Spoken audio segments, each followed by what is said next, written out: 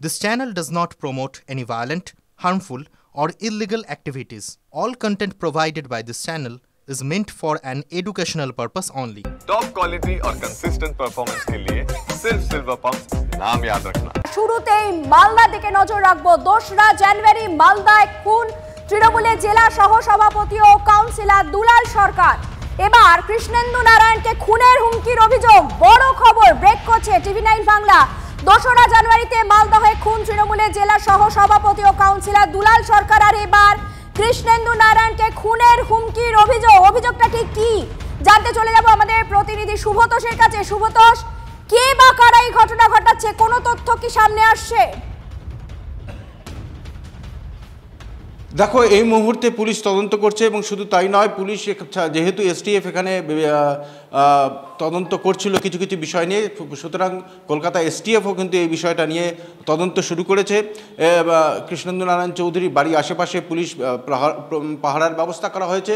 শুধু তাই নয়, যেটা বড় বিষয় যে ডি কোম্পানির নাম দিয়ে দুবার SMS করা হয় তাকে, এবং পরপর দুদিন, প্রথম দিন যেহেতু তিনি সেটা ইগনোর করেন, দেখেননি, এবং তারপরে দ্বিতীয় দিন তারা আবার সেই একই SMS করে এবং হুমকি দেওয়া হয় যে হিন্দিতে, যে তারা ডি কোম্পানি থেকে বলছে, এবং তার ঘর থেকে বেরোলেই তিনি এবং তার পরিবারকে খুনের হুমকি দেওয়া হয়।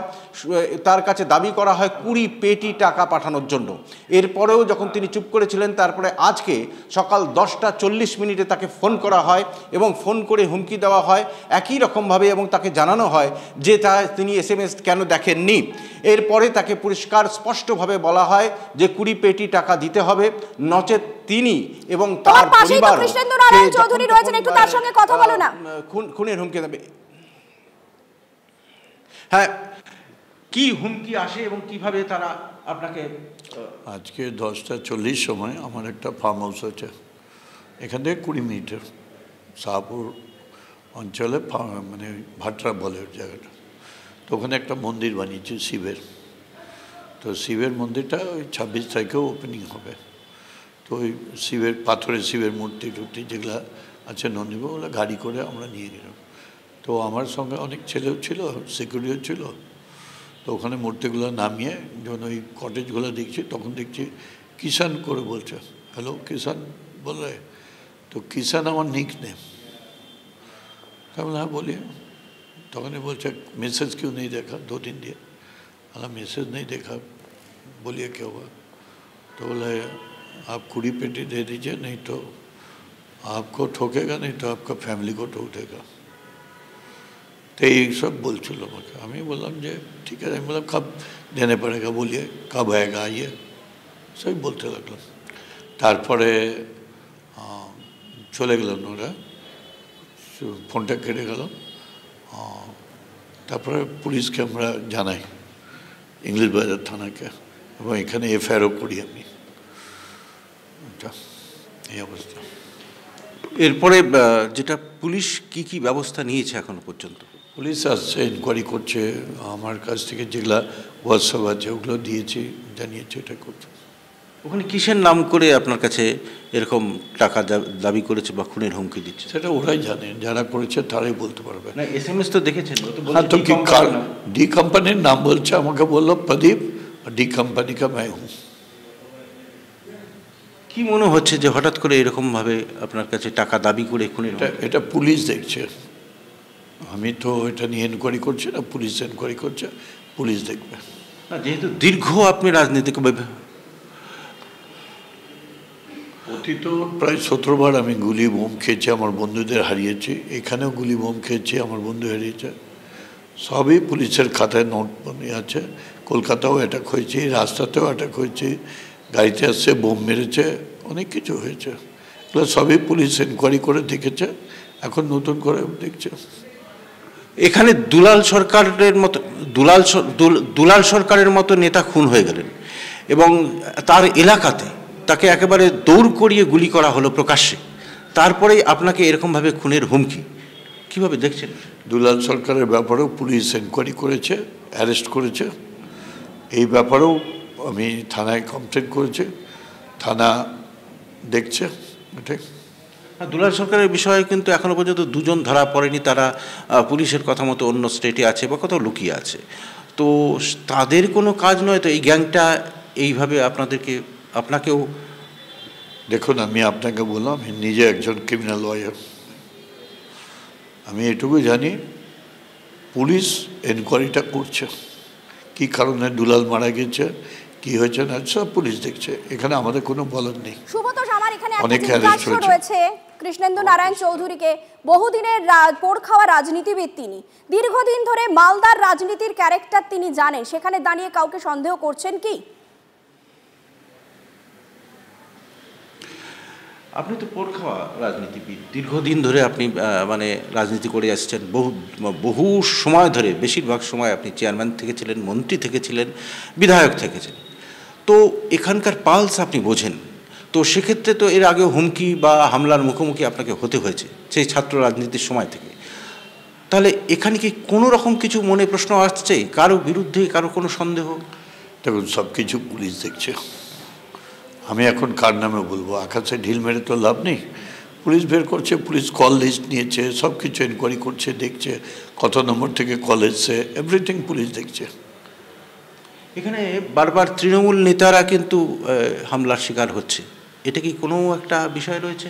বিহার থেকে গুন্ডা আসছে বলে অভিযোগ করছিল দুষ্কৃতী। পুলিশ বলতে পারবে, আমি কি করে বলবো? অর্থাৎ সবটাই পুলিশ দেখছে, পুলিশ বলতে পারবে, পুলিশ তদন্ত করছে, পুরোটাই পুলিশের উপর আস্থা রাখছেন কৃষ্ণেন্দু নারায়ণ চৌধুরী। যদিও তাকে যে হুমকি ফোন করা হয়েছিল সে ব্যাপারে তিনি অভিযোগ সামনে এনেছেন এবং তাতে তিনি যথেষ্ট যে ভয়ার্ত এবং সেটাও সে বিষয়েও তিনি তুলে ধরেছেন। এদিকে ফোনে কথোপকথন ঠিক কি হয়েছিল আপনাদের একবার শোনাই।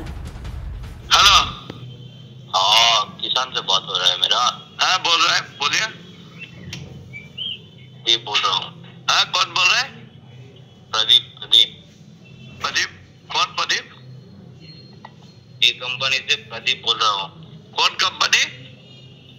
ये कंपनी से प्रदीप बोल रहा हूँ। क्या बात है, बोलिए। आप मैसेज डाला है अभी तक? क्या आपको मैसेज दिया है, मैसेज नहीं देखा अभी तक? क्या बात मैसेज दिया? हेलो, मुद्दा बात बोल रहा हूँ आपको।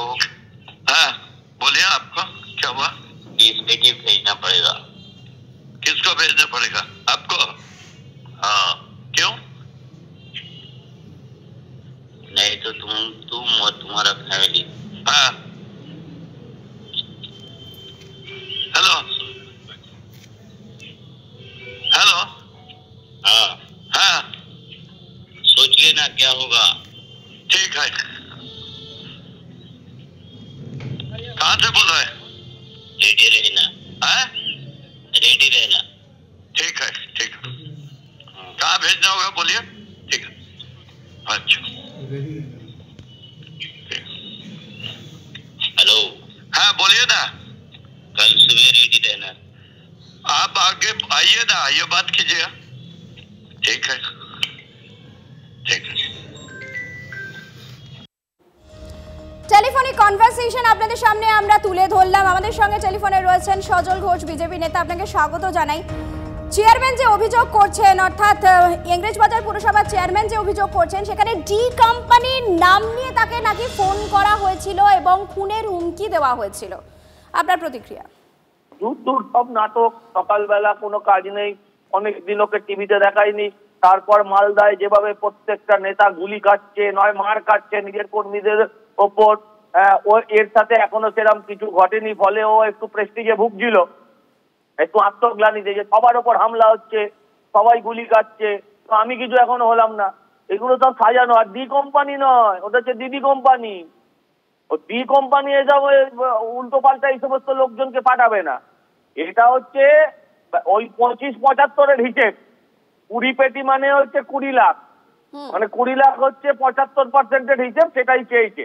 হ্যাঁ, এবং উনি বলছেন এদিকে 20 পেটি চাওয়া হয়েছে, কিন্তু কেন হঠাৎ করে একজন ফোন করে 20 পেটি চাইবে কেন? তো ওর কাছে চাইবে কেন আমি কি করে বলবো? প্রথম কথা হচ্ছে 2 নম্বরই মাল আছে, তাই ও এটা হচ্ছে 20 আর 25 আর 75 তৃণমূলের অন্দরের ভাগ, যেটা যে তুমি যা কামাবে তার 25% নিজের পেটের জন্য রাখবে আর বাকি 75% দলকে দেবে, মানে কালীঘাটে পাঠাবে। ওই সেই 75% চাইছিল। আসলে কিচ্ছু না, বাজারে নাম ভাঙানো, একটু নামটাকে ফাটানোর জন্য এসব করা। ওকে কেউ মারবে না, জমেও ছবে না, তো নিজেই বললো 17 বার হামলা হয়েছে, এই হয়েছে তাই হয়েছে। এইসব মালকে কেউ মারবে না, সব নাটক করছে। নাটক, দলের ভেতরে নিজের ইম্পর্টেন্স ক্রিয়েট করার জন্য সব নাটক করছে। ধন্যবাদ সজল বাবু। কথা বলছিলাম বিজেপি নেতা সজল ঘোষের সঙ্গে। চলে আসি পরের খবরে। জামুরিয়ায় অজয় নদ থেকে অবৈধভাবে বালি তোলার অভিযোগ, ঘটনাস্থলে যেতে বিক্ষোভের মুখে বিজেপি নেতা জিতেন্দ্র তিওয়ারি।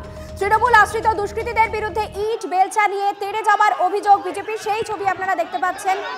জামুরিয়ার অজয় নদ থেকে অবৈধভাবে বালি তোলার অভিযোগ।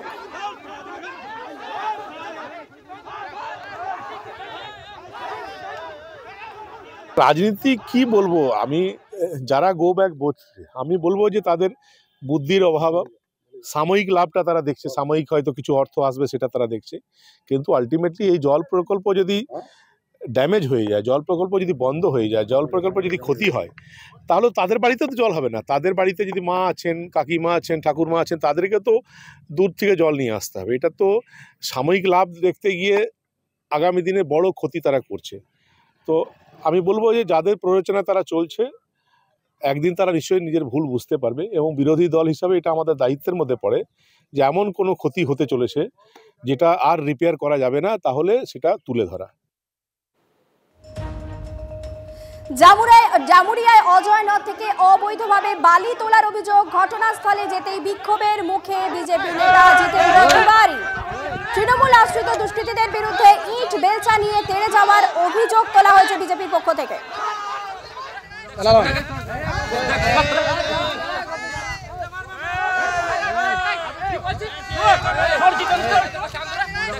জামুরিয়ার ছবি আপনাদের সামনে আমরা তুলে ধরছি। অভিযোগ, অজয় নদ থেকে অবৈধভাবে বালি তোলা হচ্ছিল। ঘটনাস্থলে পৌঁছন বিজেপি নেতা জিতেন্দ্র তিওয়ারি, তারপরে তাকে ঘিরে ধরে বিক্ষোভ দেখানো হয়। তৃণমূল আশ্রিত দুষ্কৃতীদের বিরুদ্ধে ইট বেলচা নিয়ে তেড়ে যাওয়ার অভিযোগ তুলেছে বিজেপি।